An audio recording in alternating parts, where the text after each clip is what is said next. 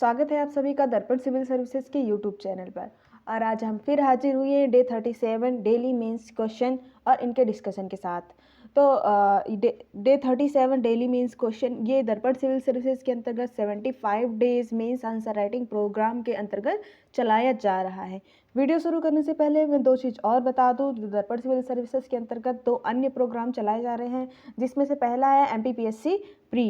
MPPSC pre के सुबह question दिए जाते हैं, सुबह 25 क्वेश्चन दिए जाते हैं जिसे आपको सॉल्व करना होता है। शाम को इसका लिखित डिस्कशन एवं इसका वीडियो डिस्कशन भी यूट्यूब पे प्रोवाइड कराया जाता है। और तीसरा प्रोग्राम इकोनॉमिक की प्रॉपर क्लास चलाई जा रही है जो न्यू सिलेबस के अंतर्गत है।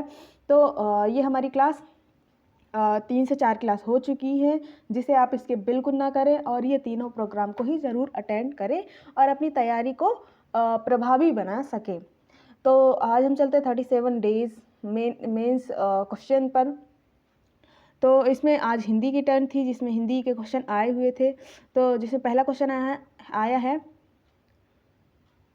अनुदान नहीं है, ये अनुतान है। अनुतान वो मिस टाइपिंग की वजह से अनुदान हो गया है, पर यह अनुतान है। अनुतान किसे कहते हैं? दूसरा, अयोग व वर्ण क्या होते हैं? अयोग व वर्ण क्या होते हैं? विश्व हिंदी दिवस कब मनाया जाता है? इसकी शुरुआत कब से हुई थी? और चौथा क्या है? लाघव चिन्ह। पांचवा क्या है? विस्मय बोधक चिन्ह। पांचवा क्या है? विस्मय बोधक चिन्ह। और इसी तरह हमारी आई थी प्रशासनिक शब्दावलियाँ। तो प्रशासनिक शब्दावली आई है इंग्लिश से और हिंदी से भी आई हुई है। इंग्लिश से भी आई हुई है और हिंदी से भी आई हुई है। और एक चीज़ और आई हुई थी, दो चीज़ें और आई हुई थी। समास विग्रह करने के लिए आया था और संधि विच्छेद के लिए आया था। समास विग्रह और संधि विच्छेद के लिए आया हुआ था। तो हम इसके चलते आंसर डिस्कशन पर। तो आंसर पर चलते हैं। पहला क्वेश्चन है अनुतान किसे कहते हैं? तो अनुतान सुरों के आरोह अवरोह क्रम को क्या कहते हैं? अनुतान कहते हैं। अनुतान को ही सुर लहर भी कहा जाता है। सुर लहर, अगर ये आता है सुर लहर किसे कहा जाता है, तो ये भी अनुतान की ही परिभाषा होगी। सुरों के आरोह अवरोह क्रम को अनुतान कहा जाता है। ठीक है ना। तो ये गाने में है ना, गायकी में इसका विशेष महत्व होता है। तो ये अनुतान की परिभाषा हम इस तरह से लिख सकते हैं। ये 3 नंबर में आती है। 3 नंबर के क्वेश्चन है तो 3 नंबर में ही आएंगे, है ना। तो नेक्स्ट क्वेश्चन क्या था? नेक्स्ट क्वेश्चन है अयोग व वर्ण क्या होते हैं? अयोग व वर्ण क्या होते हैं? तो वे वर्ण जो ना तो स्वर होते हैं, ना ही वो स्वर हैं, ना ही व्यंजन है। ना वो स्वर है, ना ही व्यंजन है, फिर भी है ना वो अर्थ वहन करते हैं, इसलिए वो आयोग व वर्ण कहलाते हैं। आयोग वह वो उनका योग किसी से नहीं हो रहा है, फिर भी वो अर्थ वहन करते हैं, इस वजह से वो क्या हो गया? आयोग व वर्ण कहलाते हैं। जैसे कि आयोग व वर्ण में 2 वर्ण आते हैं, अंग और आहा। अंग और आहा ना ही स्वर है ना ही व्यंजन है, लेकिन फिर भी ये अपना अर्थ का वहन करते हैं, इस वजह से इन्हें क्या कहा जाता है? आयोग व वर्ण कहा जाता है। तो ये हमारा हुआ आयोग व वर्ण क्या होते हैं। तो इसे इस तरह से लिखा जा सकता है। नेक्स्ट क्वेश्चन क्या आया हुआ था? नेक्स्ट आया हुआ था विश्व हिंदी दिवस कब मनाया जाता है? इसकी शुरुआत कब से हुई थी? तो ये फैक्चुअल क्वेश्चन है, जिसे हमें याद ही बिल्कुल ये बहुत ज़रूरी है कि हमें ये याद ही होना चाहिए, प्री के लेवल पर भी और मेंस के लेवल पर भी। तो हिंदी दिवस कब मनाया जाता है? हिंदी दिवस 10 जनवरी को मनाया जाता है, जिसकी शुरुआत 2006 से हुई थी, है ना। हिंदी दिवस 10 जनवरी को मनाया जाता है, इसकी शुरुआत कब हुई थी? 2006 से हुई थी। तो इस तरह से जो जो पूछा गया है इस क्वेश्चन में हम वही लिख देंगे।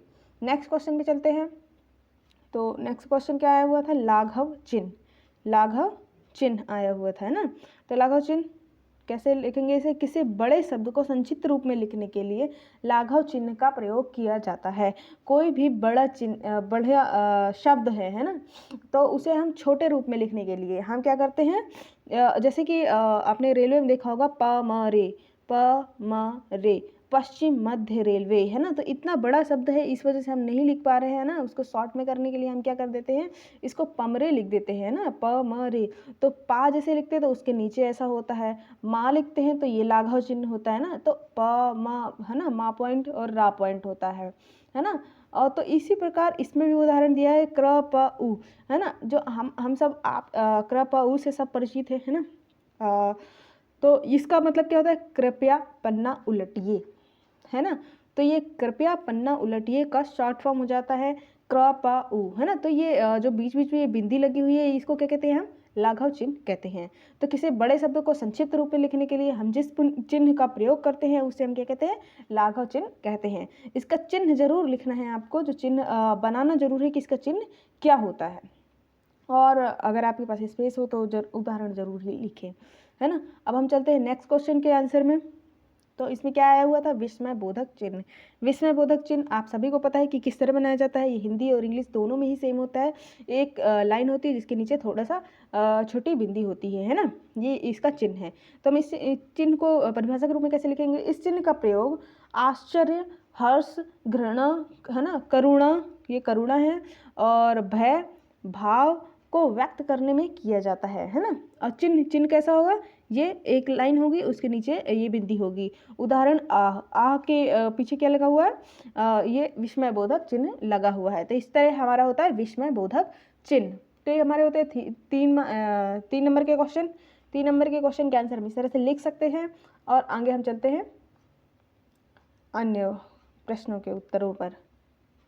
तो आई हुई थी प्रशासनिक शब्दावली। तो पहला है कॉरस्पॉन्डिंग।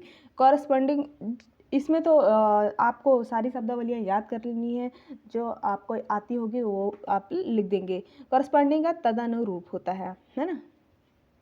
अर्चीव्स का क्या होता है? अभिलेखागार, है ना। सीलिंग, उच्चतम सीमा। सीलिंग का मतलब क्या था? उच्चतम सीमा।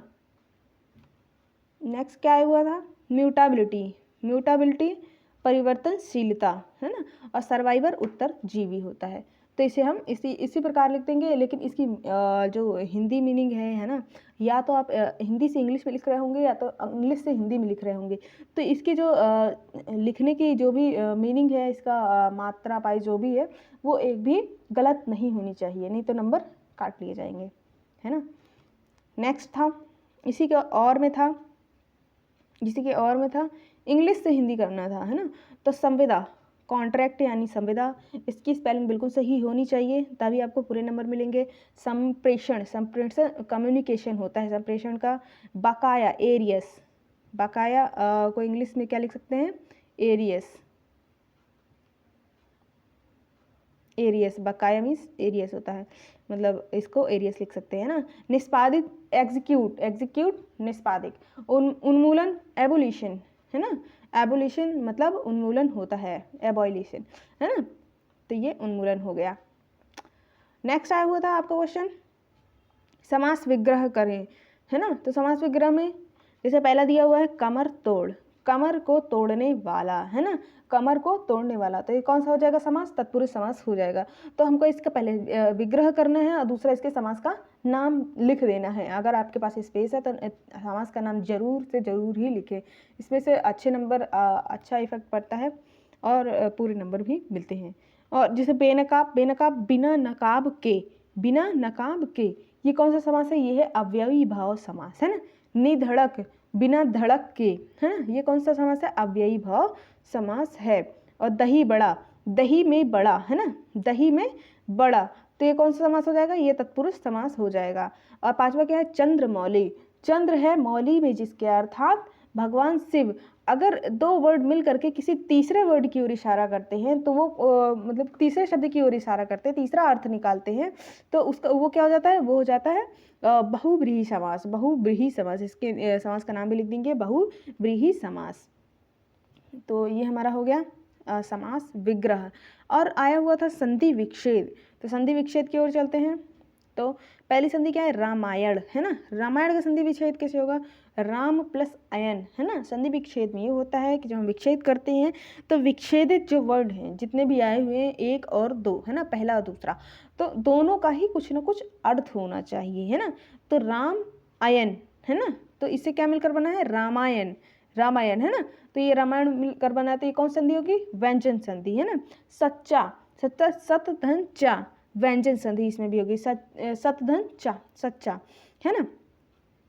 और तीसरा क्या हुआ था? तीसरा आया हुआ था दंतौष्ठ, है। दंतौष्ठ का हमको संधि विग्रह करना, संधि विच्छेद करना था।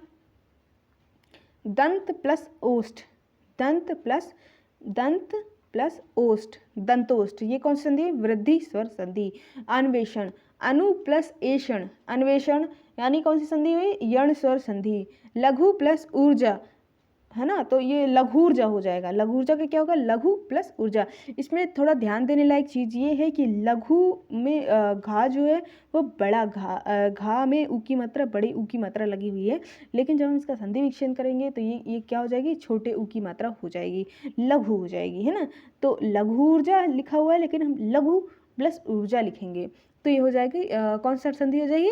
दीर्घ स्वर संधि, क्योंकि छोटा ऊ का बड़ा ऊ हो जा रहा है ना।